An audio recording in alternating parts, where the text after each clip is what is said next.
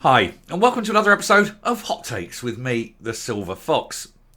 Humza Yousaf's dreaded hate crime bill has been on the books since 2021, but it has not yet been implemented. This is because they need to train the police up, because it is so complex and awful and badly thought out that even the police don't know what to do with this law. It could be anything, could be described as hate. If you are sitting there and thinking something, somebody may assume you're thinking it, and that technically to this law is a hate crime. It's ridiculous. It's so badly done, but then of course it was devised by a moron. And now one of the country's leading legal experts has said that it would be gutted, in his words, in court. It's effectively dead in the water. There's too many exclusions, there's too many safeguards, thanks to other laws, most notably the European Convention on Human Rights, which kind of transcends it somewhat. He says, however, that standing aside, the bill itself is absolutely insidious and it has a chilling impact on society already. His words, not mine. And I think, though, he's probably right. But we'll take a look at this to see why it is such a dangerous bill and why it should be abandoned forthwith. Here goes. So Humza Yousaf's hate crime bill will be gutted in court, but it still has a chilling impact, warns an expert.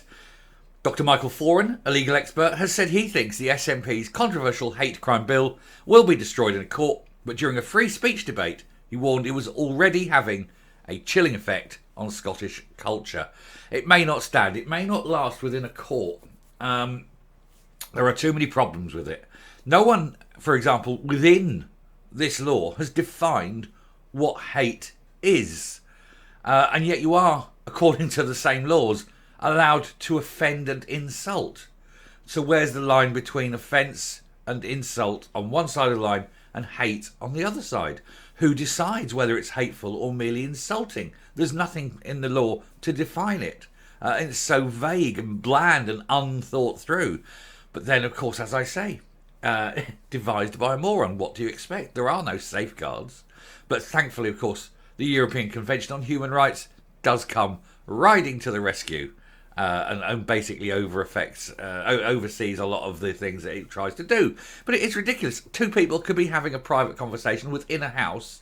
Somebody walking past can just assume they're talking about, him or her, and then phone the police and said, oh, there was a hate crime going on, and the police are obliged by law to investigate it.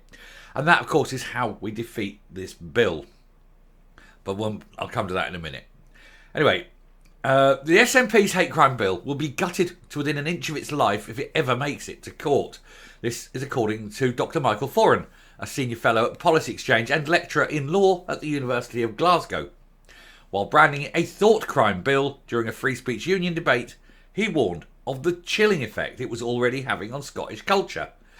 Because people are aware of it now. And although, to be fair, he's saying the chilling effect, because we're all aware of it, we're actually doing the worst thing as far as the SNP are concerned. And that is we're not afraid of it. We're ridiculing it because we know it's ridiculous. It's unenforceable. All you have to do is ask, what do you define hate as? Now, given that these are the same people who can't even define what a woman is, how on earth do you think they're going to define what hate is? This is the trouble, isn't it? We are led by morons. Anyway, during the Edinburgh event that attempted to answer the question, can words hurt? Well, only if they're written on a baseball bat. Dr. Foran said he has faith in judges' ability to be reasonable about the application of the law that still has not come into force, despite being passed in 2021. That's right, it's on the books, but it won't be dragged in until next month. At the time, it was branded a threat to free speech as it attempted to implement a vague offence of stirring up hatred, whatever that is, and aggravated offences that would apply to all mainstream persecuted classes except sex. And I wonder why the Muslim who brought this in didn't mind upsetting girls and women. Second-class citizens and that.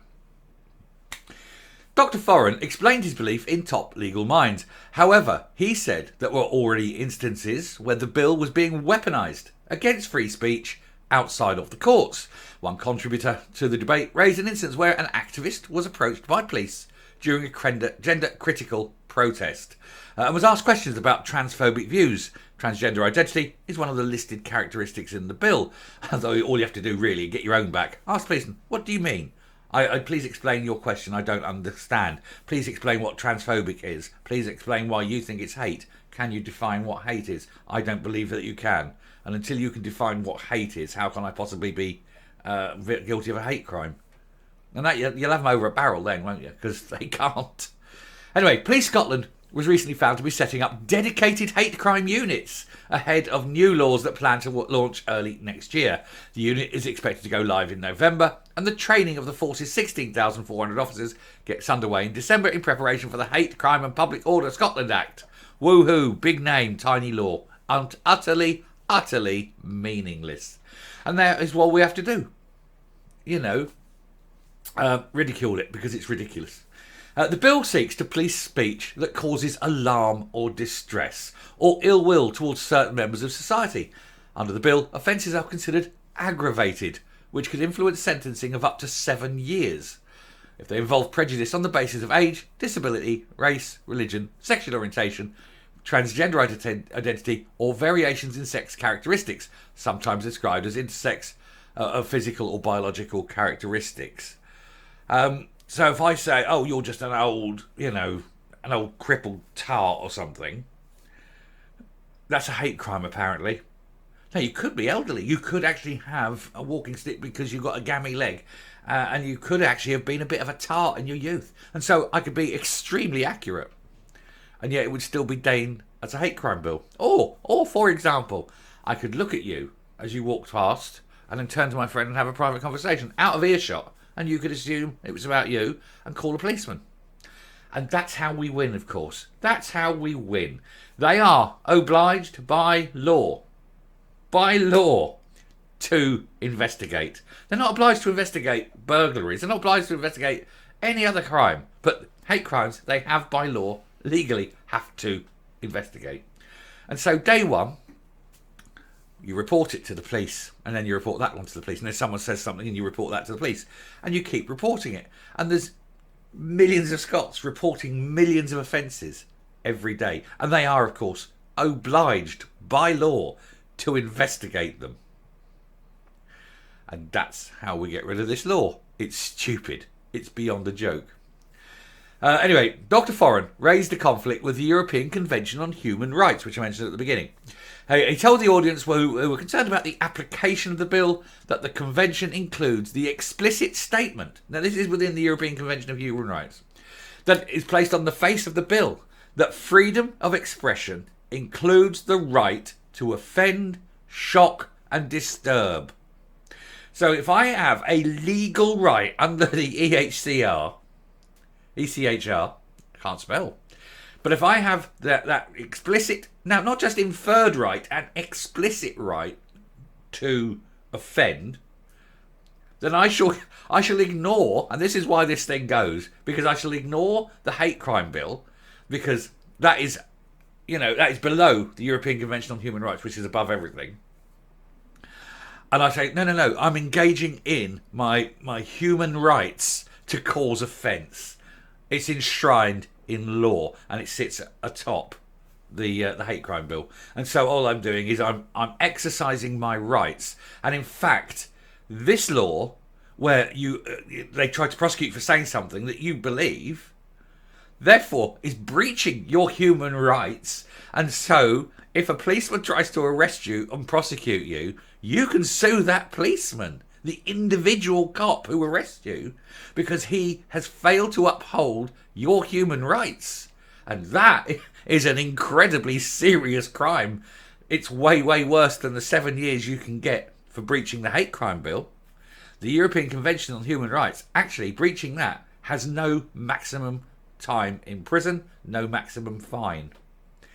And so it's going to be a very brave cop who arrests you, knowing that if you win your case, he can then personally sue you, and you can, and not only sue you, but actually get you arrested for breaching the law, the European Convention on Human Rights, and you could do 20 years in prison.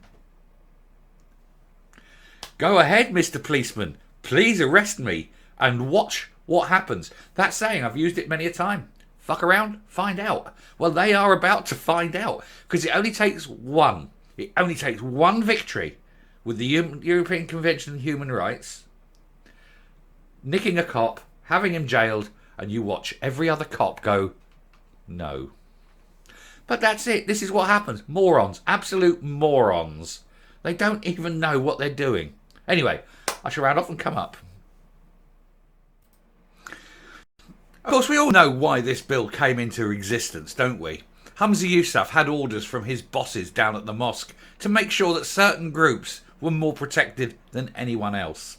And it's funny how the only protected characteristic that isn't included in this bill is sex, just so that you can make sure that you can treat women slightly worse than everyone else. Strange, isn't it? It's very strange. Anyway, I shall round off there. Thank you very much for watching. I hope it's been educational. I hope it's been very educational. And remember, European Court on Human Rights. Marvellous.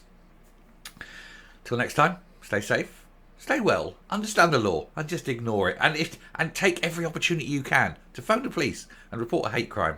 Overwhelm them. They'll stop investigating because it's a pointless, stupid law. Bye.